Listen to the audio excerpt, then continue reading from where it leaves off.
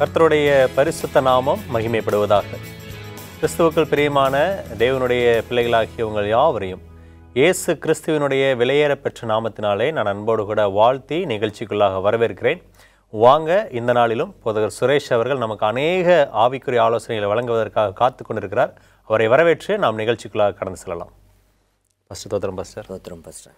நம்ம இனிய இல்லம் நிகழ்ச்சியில் இன்றைக்கும் ஒரு தலைப்பின் கீழாக படிக்க இருக்கிறோம். நீங்கள் ஒவ்வொரு தலைப்பின் கீழாகவும் கேட்கிற கேள்விகளுக்கு வேத வசனத்தின் மூலமாகவும், திருமதி எலன் ஒயிட் அவர்களுடைய எழுத்துக்கள் மூலமாகவும், இன்னும் அநேக தேவ மனிதர்களுடைய வாழ்க்கையின் மூலமாகவும் நல்ல ஆலோசனைகளை எங்களுக்கு கொடுத்துட்ருக்கிறீங்க. அதற்காக விசேஷித்த நன்றிகளை நாங்கள் தெரிவித்துக் கொள்கிறோம். தொடர்ந்து கர்த்தர் உங்களுடைய ஊழியத்தை ஆசீர்வதிக்கணும் அப்படின்றதுக்காக நாங்கள் ஜெபித்துக் கொள்கிறோம்.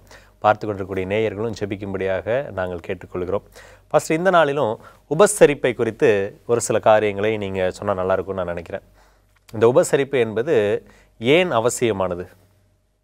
உபசரிப்பு என்பது கிறிஸ்தவ குணலட்சணத்தில் ஒரு பகுதி. என்னென்னா இந்த உபசரிக்கிறது. பரலோக ராஜ்யத்துக்கு நீங்களும் நானும் இங்கேருந்து போகும்பொழுது, இரண்டாம் முறை ஆண்டவராக இயேசுவானவர் உங்களையும் என்னையும் அழைத்து செல்லும் பொழுது ஒரு பெரிய ஒரு உற்சாக வரவேற்பு நம்மளுக்கு கொடுக்கப்படும். அதுதான் நம்மளுக்கு ஒரு உபசரிப்பினுடைய அடையாளம் அப்படின்னு நம்ம பார்க்குறோம். ஒரு கிறிஸ்தவர்களுடைய குணலட்சணமும் அதுவே ஆகும், உபசரிக்கிறது. வேதாமத்தில் நீங்கள் பார்த்தீங்கன்னா, ஆண்டவர் நம்ம மேலே பிரியமாக இருந்து நம்மளை கூட்டி சேர்ப்பதில் ரொம்ப உற்சாகத்தோடு அவர் இருக்கிறார். அந்த உபசரிக்கிற ஒரு தன்மை, அவரை பின்பற்றுகிற நம்மளும் அதே எண்ணத்தோடு இருக்கணும் அப்படின்னு தான் ஆண்டவர் விரும்புகிறார். பரலோகம் அதுக்கு ஒரு மாதிரியாக இருக்கிறது. ஒரு மிஷனரினுடைய லைஃப் வாசித்தேன். அதில் என்ன சொல்லப்பட்டிருந்ததுன்னா, ஹென்றி மோரிசன் என்று சொல்லக்கூடிய ஒரு மிஷனரி. அந்த மிஷனரி 20 வருடங்கள் ஆப்பிரிக்கா தேசத்தில் ஊழியம் செய்து தன்னுடைய தாயகத்துக்கு திரும்பி வரார் ஒரு பெரிய கப்பலில். அதே கப்பலில் அமெரிக்க அதிபர், முன்னாள் அதிபர் ரூஸ்வெல்ட், அவரும் என்ன பண்ணுறாருனா அதே கப்பலில் வராரு. பட் ஆனால் 2 பேருமே ஒரே கப்பலில் பயணிக்கிறது 2 பேருக்குமே தெரியாது. இவர் வேறு ஒரு அறையில் இருக்கிறாரு, ரூஸ்வெல்டுன்றவர் வேறு ஒரு அறையில் இருக்கிறாரு, இந்த ஹென்றி மோரிசன் என்று சொல்லக்கூடியவர் வேறு ஒரு அறையில் இருக்கிறாங்க. 2 பேருமே கப்பலில் தன்னுடைய தாயகத்துக்கு நேராக இறங்குறாங்க. இறங்கின மாத்திரத்தில் அங்கே பெரிய ஒரு ட்ரம்பட் சவுண்டு கேட்குது. அப்படியே ஒரு ஹார்ன் சவுண்டு, ஒரு எல்லாம் மேளதாளங்களோடு. இந்த சத்தத்தை கேட்ட உடனே ஹென்றி மோரிசனுக்கு ரொம்ப சந்தோஷம் வந்துருச்சு. அவர் 20 வருஷம் ஊழியத்தை செய்துட்டு வரார். அப்போது ஹென்றி மோரிசனுக்கு ரொம்ப சந்தோஷம்.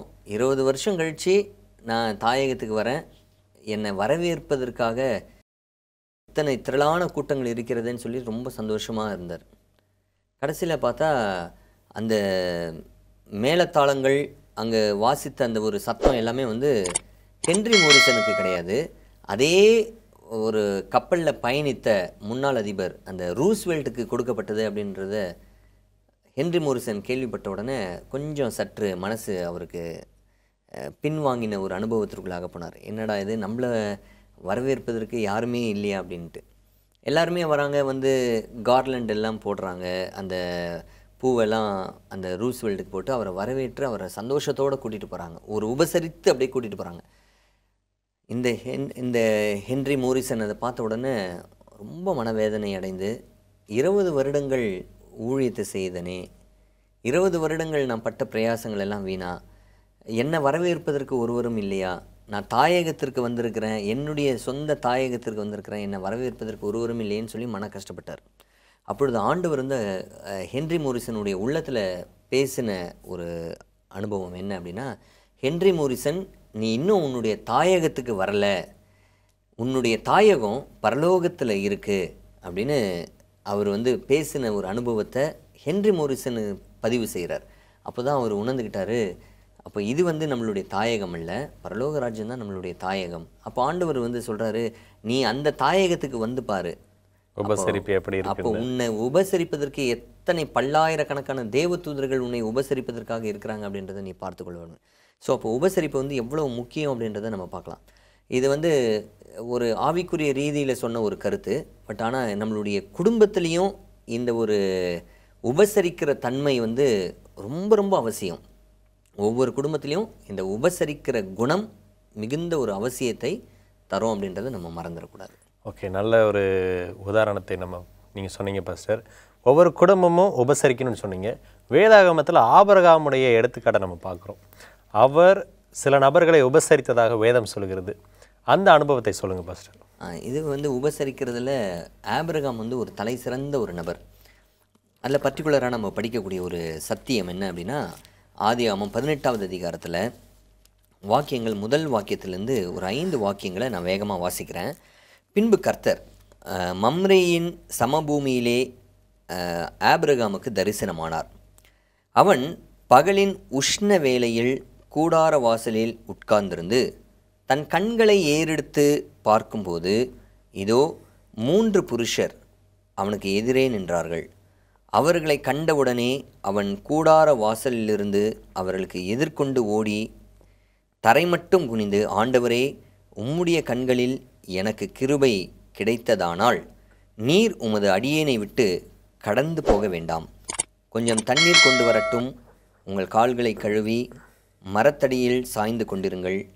நீங்கள் உங்கள் இருதயங்களை திடப்படுத்த கொஞ்சம் அப்பம் கொண்டு வருகிறேன். அப்புறம் நீங்கள் உங்கள் வழியே போகலாம். இதற்காகவே அடியேன் இடமுறைக்கும் வந்தீர்கள் என்றான். அதற்கு அவர்கள், நீ சொன்னபடி செய் என்றார்கள். இதில் நம்ம பார்க்கும்பொழுது ஆபிரகாம் எப்படி அந்த தூதர்களை வந்து உபசரித்தார். ஒரு 3 பேர் வந்ததாக நம்ம பார்க்குறோம். அவர்கள் எப்படி உபசரித்தார் அப்படின்றதுக்கு ஒரு அற்புதமான ஒரு சான்று வந்து இந்த ஆபிரகாம். கால்களை கழுவி அவர்களுக்கு தண்ணீர் கொடுத்து அப்பம் கொடுத்து இளைப்பாற செய்கிற ஒரு அனுபவம். நம்ம வீட்டுக்கு யாராவது வந்தாங்கன்னா இதுதான் ஒரு ரோல் மாடலாக, ஆபிரகாமினுடைய ரோல் மாடல் நம்முடைய ரோல் மாடலாக வைத்து நம்ம வந்து உபசரிக்க நாம் பழகி கொள்ள வேண்டும். ரொம்ப ஒரு நல்ல உதாரணம் ஆபிரகாமுடைய வாழ்க்கை, அவர் உபசரித்த விதம். தொடர்ந்து இந்த உபசரிப்பை குறித்து நம்ம பேசலாம் பாஸ்டர். ஒரு இடைவேளைக்கு பிறகு நம்ம தொடர்ந்து பேசுவோம். பிரியமான தேவனுடைய பிள்ளைகளே, ஒரு இடைவேளைக்கு பிறகு தொடர்ந்து நாம் கேட்க இருக்கிறோம். காத்திருப்போம்.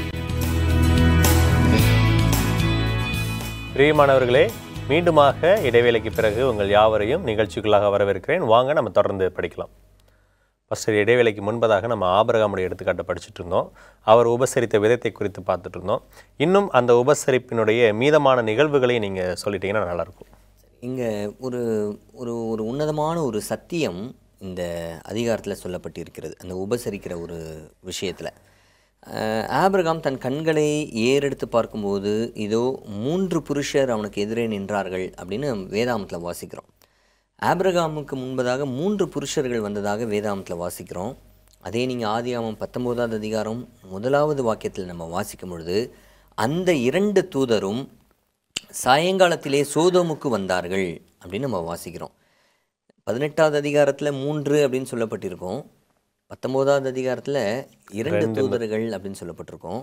அப்போது 3ஆ 2ஆ அப்படின்ற ஒரு பெரிய ஒரு குழப்பம் ஒருவேளை நம்மளுக்கு வரலாம் இந்த ஒரு உபசரிக்கக்கூடிய ஒரு அனுபவத்தில்.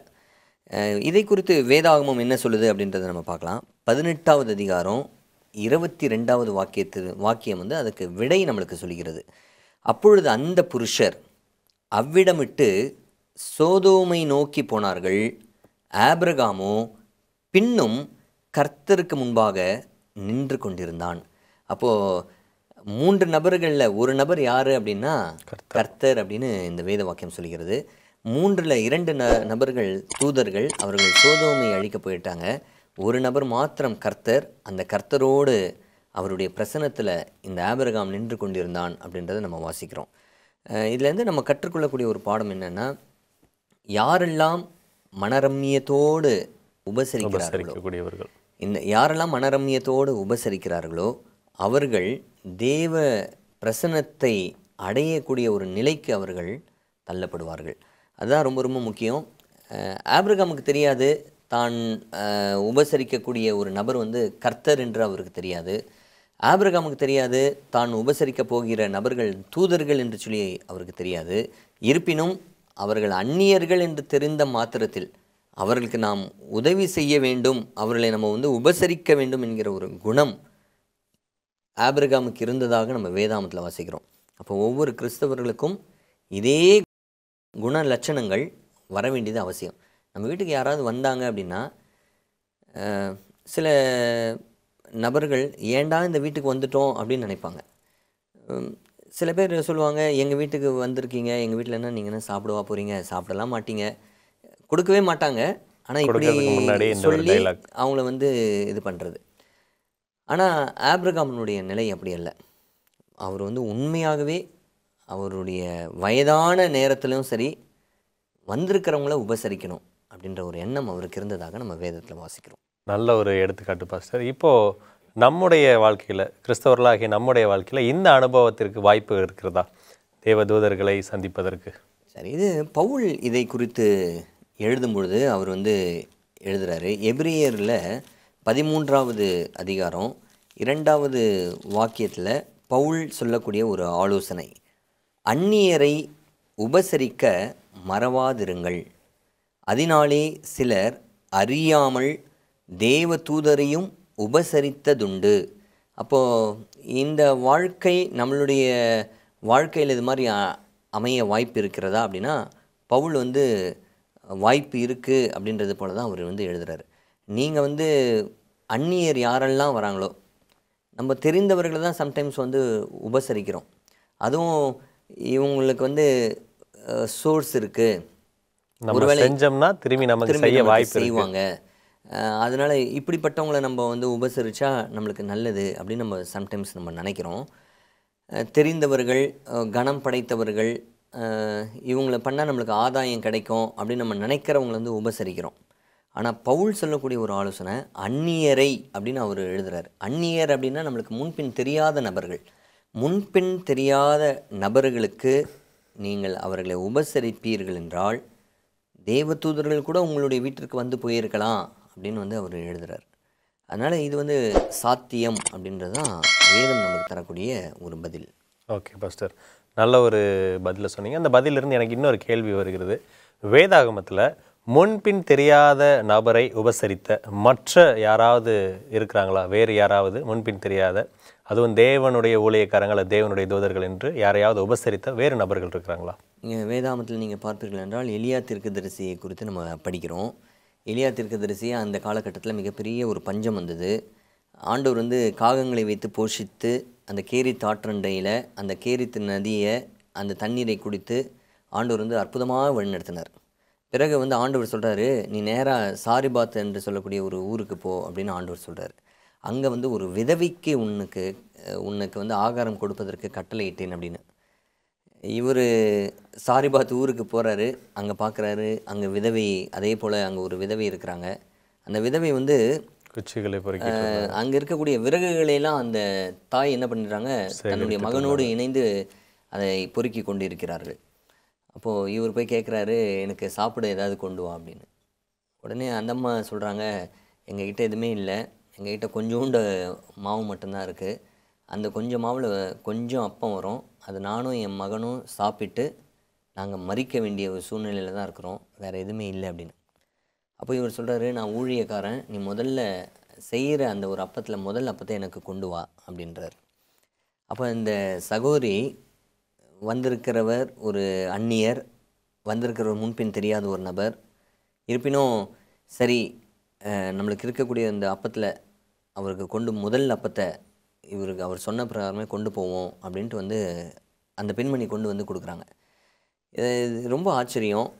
என்னென்னா, அநேக நேரத்தில் இது மாதிரி ஒரு சூழ்நிலை நம்மளுக்கு வந்தால் நம்ம என்ன நினைப்போம்னா, எங்களுக்கே பத்தலை, எங்களுக்கே இல்லை, எங்களுக்கு போன பிற்பாடு தான் நாங்கள் தர முடியும், அதுவும் எங்களுக்கு மனசு இருந்தால் தான் அப்படின்னு நம்ம சம்டைம்ஸ் சொல்லிடுவோம். ஆனால் உயிரே போகக்கூடிய ஒரு சூழ்நிலை இருந்தாலும் சரி, அந்நியரை உபசரிக்கக்கூடிய ஒரு பண்பு, ஒரு எண்ணங்கள் எல்லாம் அந்த காலகட்டத்தில் இருந்ததாக வேத வாக்கியத்தில் நம்ம படிக்கிறோம். இதுதான் உபசரிப்பினுடைய குணலட்சணம். இந்த குணலட்சணம் நம்மளுடைய வாழ்க்கையில் மிக மிக அவசியம் என்று வேதாகமம் நம்மளுக்கு சான்று தருகிறது. அந்த சாரிபாத் விதவை உண்மையாகவே நினச்சிருந்திருக்கலாம். ஆனாலும் தேவனுடைய ஊழியக்காரர் கொடுப்போம், அதன் பிறகு பார்த்து கொள்ளலாம் அப்படின்ற ஒரு எண்ணத்தோடு செஞ்சுருப்பாங்க. நமக்கும் அந்த எண்ணம் வரணும் அப்படின்றதுக்காக நம்ம ஜெபம் பண்ணிப்போம் பாஸ்டர். உபசரிப்பை குறித்து தொடர்ந்து நம்ம படிப்போம். ஒரு சிறிய இடைவேளைக்கு பிறகு சந்திப்போம் பாஸ்டர். பிரியமான தேவனுடைய பிள்ளைகளே, ஒரு சிறிய இடைவேளைக்கு பிறகு மீண்டும் சந்திப்போம். பிரியமானவர்களே, இடைவேளைக்கு பிறகு மீண்டுமாக உங்களை நிகழ்ச்சிக்குள்ளாக வரவேற்கிறேன். வாங்க நம்ம தொடர்ந்து உபசரிப்பை குறித்து படிக்கலாம். பாஸ்டர், நம்ம உபசரிப்பை குறித்து படிச்சுட்டு இருந்தோம். ஆபிரகாமுடைய எடுத்துக்காட்டை பார்த்தோம். எலியா தீர்க்கதரிசி, சாரிபாத் விதவையை குறித்து நம்ம பார்த்தோம். இந்த இன்சிடெண்ட் எல்லாவற்றிலையுமே வந்தவர்கள் யாரென்று தெரியாமல், முன்பின் அறிமுகம் இல்லாதவர்களாகத்தான் உள்ளே வருகிறாங்க. ஸோ இதெல்லாம் பார்க்கும்போது நாம் யாரை உபசரிக்கணும் அப்படிங்கும்போது அந்நியரைத்தான் உபசரிக்க வேண்டுமா அப்படின்ற ஒரு கேள்வி எழுகிறது. நல்ல ஒரு கேள்வி. பொதுவாக உபசரிப்பு அப்படின்னும் பொழுது நம்மளுக்கு அறிமுகமானவர்கள், அறிமுகம் இல்லாதவர்கள் எல்லாரையுமே நம்ம சரிசமமாக நம்ம உபசரிக்கணும். நம்மளுடைய உறவினர்கள், நண்பர்கள், திருச்சபை விசுவாச பிள்ளைகள், ஊழியர்கள் எல்லாரையும், நம்மளுக்கு அறிமுகமான எல்லா நபர்களையும் நம்ம உபசரிப்பது மிக மிக அவசியம். அதே சமயத்தில் நமக்கு அறிமுகமாகாமல் இருக்கக்கூடிய ஊழியர்கள், நமக்கு அறிமுகமாகாமல் இருக்கக்கூடிய நபர்கள், அவர்களையும் நம்ம உபசரிப்பது மிக மிக அவசியம். இதில் விசேஷமாக இந்த உபசரிப்பை குறித்து ஆண்டவர் என்ன சொல்கிறாரு அப்படின்றத அவருடைய வார்த்தையை கொண்டு நம்ம படிக்கலாம். நீங்கள் இதை லூக்கா 14வது அதிகாரத்தில் 12வது வாக்கியத்திலிருந்து வாசிக்கலாம். அன்றியும் அவர் தம்மை விருந்துக்கு அழைத்தவனை நோக்கி, நீ பகல் விருந்தாவது ரா விருந்தாவது பண்ணும்போது உன் சிநேகிதரையாகிலும் உன் சகோதரரையாகிலும் உன் பந்து ஜனங்களையாகிலும் ஐஸ்வர்யமுள்ள அயலகத்தாரையாகிலும் அழைக்க வேண்டாம். அழைத்தால் அவர்களும் உன்னை அழைப்பார்கள். அப்பொழுது உனக்கு பதிலுக்கு பதில் செய்ததாகும். நீ விருந்து பண்ணும்போது ஏழைகளையும் ஊனரையும் சப்பானிகளையும் குருடரையும் அழைப்பாயாக. அப்பொழுது நீ பாக்கியவானாயிருப்பாய். அவர்கள் உனக்கு பதில் செய்ய மாட்டார்கள். நீதிமான்களின் உயிர்த்தெழுதலில் உனக்கு பதில் செய்யப்படும் என்றார். வேதம் உபசரிக்கிறதை குறித்து ஆண்டவர் ரொம்ப ஒரு எக்ஸ்ட்ரீம் லெவலில் போய் நம்மளுக்கு சொல்லக்கூடிய ஒரு பாடம் என்ன அப்படின்னா, யாரை நம்ம போய் கூப்பிடணுமா? ஏழைகளையும் ஊனரையும் சப்பானிகளையும் குருடரையும் நம்ம அழைக்கணுமா? அநேக நேரத்தில் நம்ம தவறக்கூடிய ஒரு விஷயம் இந்த இடத்துல உபசரிப்பு அப்படின்னு நம்ம பார்க்கும்பொழுது இவர்களெல்லாம் நம்ம மறந்துடுறோம் உபசரிப்பதற்கு. இவர்களெல்லாம் நீ உபசரித்த அப்படின்னா அவங்களால உனக்கு பதில் செய்ய முடியாது. ஆனால் உயிர்த்தெழுதலின் நாளில் நான் உனக்கு அவர்கள் சார்பாக நான் உனக்கு பதில் செய்வேன் அப்படின்னு ஆண்டவர் சொல்கிறார். ஸோ உபசரிக்கிறதுனுடைய ஒரு அற்புதமான ஒரு குணலட்சணத்தை ஆண்டவர் அப்படியே கண்ணாடியை போல் இங்கே என்ன பண்ணியிருக்காருன்னா நம்மளுக்கு காண்பித்திருக்கிறார். இந்த வசனத்தை படித்த உடனே எனக்கு ஒரு நபருடைய வாழ்க்கை ஞாபகத்துக்கு வருது. எங்களுக்கு இந்த மீதமான திருச்சபையினுடைய சத்தியத்தை சொன்னவர் அவர் இப்போ உயிரோடு இல்லை. அவருடைய வீட்டில் நாங்கள் வாடகைக்கு இருந்தோம். கீழே வீடு அந்த கதவில் ஒரு தகடில் எழுதியிருப்பாங்க, பெயிண்டில் எழுதியிருப்பாங்க. என்ன அப்படின்னு சொன்னால், வீட்டை திறப்பதற்கு வந்த விசேஷ விருந்தினர்கள், முடவர், குருடர், இவங்களெல்லாம் மென்ஷன் பண்ணியிருந்தாங்க. என்ன அப்படின்னு சொல்லி கேட்கும்போது, இந்த வீட்டை திறக்கும்போது நான் சாப்பாடு கொடுத்தேன், நான் சாப்பாடு கொடுக்கும்போது இவங்களை மட்டும்தான் நான் அழைச்சேன் அப்படின்னு சொல்லி சொன்னார். அப்போ எனக்கு இவருக்கு அறிவில்லை போல அப்படின்னு சொல்லி நான் நினச்சேன். ஆனால் இந்த வசனத்தை பின்னாட்களில் படித்து தெரிந்து கொள்ளும்போது இவர் தான் உண்மையான உபசரிப்புக்கு எடுத்துக்காட்டான நபராக இருந்தார் அப்படின்னு சொல்லி நான் நினச்சேன். இப்போ இந்த வசனத்தை வாசித்த உடனே எனக்கு அந்த அனுபவம் ஞாபகத்துக்கு வந்துச்சு. பாஸ்டர், தொடர்ச்சியாக ஒரு கேள்வி, நம்ம எப்படி உபசரிக்க வேண்டும்? சரி, நம்ம உபசரிக்கிற ஒரு அனுபவம் எப்படி இருக்கணும் அப்படின்னு பார்த்தீங்கன்னா, ஆண்டவராக இயேசுவானவர் என்றைக்காவது எங்கேயாவது உபசரிச்சிருக்கிறாரா அப்படின்னு ஜஸ்ட் அப்படியே ஒரு கிளான்ஸ் நீங்கள் பாருங்களேன். உங்களுக்கு ஒரு இன்சிடெண்ட் ஞாபகம் வரும். அந்த ஆண்டவர் நிறைய ஜனங்கள், திரளான ஜனங்கள் ஆண்டவரை நோக்கி வரும்பொழுது அவர் பிரசங்கிக்கிறார், உபதேசி முடித்த உடனே 3 நாள் ஆயிடுச்சு. ஜனங்கள் எல்லாம் சோர்ந்து போயிடுவாங்க அப்படின்னு அவருக்கு தெரியுது. தெரிந்த மாத்திரத்தில் அவர் என்ன சொல்கிறாருன்னா, இவர்களுக்கு ஏதாகிலும் உணவை கொடுங்கள் அப்படின்னு ஆண்டவர் சொல்கிறார். இவங்களை உபசரிக்கிறதுக்கு ஆண்டவர் ஏதாவது உணவை இவங்களுக்கு கொடுங்க அப்படின்னு ஆண்டவர் சொல்கிறார். அந்த உணவு அங்கே அப்படியே உடனே தேடி பார்க்குறாங்க, இத்தனை ஜனங்களுக்கு எப்படி நாங்கள் உணவு கொடுக்கறது? உடனே ஒரு சிறுவன் எடுத்துருக்கிறான் 5 அப்பமும் 2 மீனும். அந்த 5 அப்பம் 2 மீனை ஆண்டவர் 5000 பேருக்கு கொடுக்குறாரு. அந்த ஃபுட்டு எப்படிப்பட்ட ஃபுட்டு அப்படின்னா, ஆடம்பரமான ஃபுட்டுலாம் கிடையாது. என்ன இருக்கோ, 5 அப்பம் 2 மீன் தானே இருந்தது. அந்த மீன் வந்து ஒரு ஸ்பெஷல் மீன்லாம் கிடையாது. அந்த ஒரு ஏழை சிறுவன் என்ன மீன் வைத்திருக்கிறானோ அதுதான். அந்த ஏழை சிறுவன் என்ன விதமான ஒரு தரத்தில் அந்த பிரெட் வைத்திருக்கானோ அந்த பிரெட்டு தான். அதை தான் ஆண்டவர் என்ன பண்ணுறாருன்னா அபிவிருத்தி செய்கிறார். அப்போது நம்ம வீட்டிற்கு ஒரு விருந்தினர் வராங்க அப்படின்னா தடபுடலாக செய்யணுன்ற அவசியம் கிடையாது. மாறாக உங்கள் வீட்டில் என்ன இருக்கோ அதை சந்தோஷத்தோட, சரிங்களா, சந்தோஷத்தோடு இருக்கிறத சிம்பிள் ஃபுட்டாக இருந்தாலும் சரி, அதை நீங்கள் வந்து அந்த ஆரோக்கியமாக வருகிறவர்களுக்கு நீங்கள் வந்து கொடுக்கணும். இது ஆண்டவருடைய சமூகத்திலேருந்து நாம் கற்றுக்கொள்ளக்கூடிய ஒரு பாடம். ஆண்டவர் வந்து இவர்களுக்கு உணவு கொடுங்கள் அப்படின்னு சொன்னார் பார்த்தீங்களா, சாப்பிட கொடுங்க, அப்போ உபசரிக்கிறாரு அல்லவா. அதை போல தான் நீங்களும் நானும் அவர் செய்தது போல் நீங்களும் நானும் என்ன பண்ணணும், செய்யணும். எப்படி உபசரிக்கக்கூடாது அப்படின்றதுக்கும் ஒரு வேத வாக்கியத்தை நம்ம படிக்கலாம்.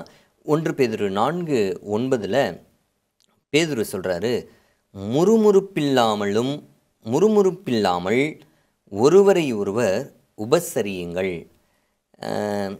முறுமுறுக்கிறது வந்து தொலைச்சிட்டான் அப்படின்னு மனசுக்குள்ளே அப்படியே திட்டிக்கிட்டு வந்துட்டாங்களே ஏதாவது கொடுக்கணுமே அப்படியெல்லாம் முறுமுறுக்கிற ஒரு அனுபவம் வந்து இருக்கக்கூடாதான்.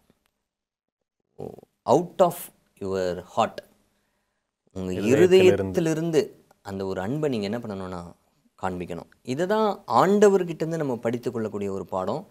இதே தான் சக நண்பர்கள்கிட்டையும் நம்ம வந்து காண்பிக்கணும், சக அந்நியர்கள்கிட்டே காண்பிக்கணும். எல்லா நபர்கள்கிட்டையும் நம்மக்கிட்ட இருக்கிறத சந்தோஷமாக என்ன பண்ணணும்னா உபசரிக்கணும். இந்த உபசரிப்பின் அனுபவம் பரலோகத்திற்கின் மாதிரியாக இருக்கிறது. நம்மளுடைய குடும்பமும் ஒரு பரலோகத்தின் மாதிரியாக அமைந்து உபசரிக்க நாம் கற்றுக்கொள்வோம்.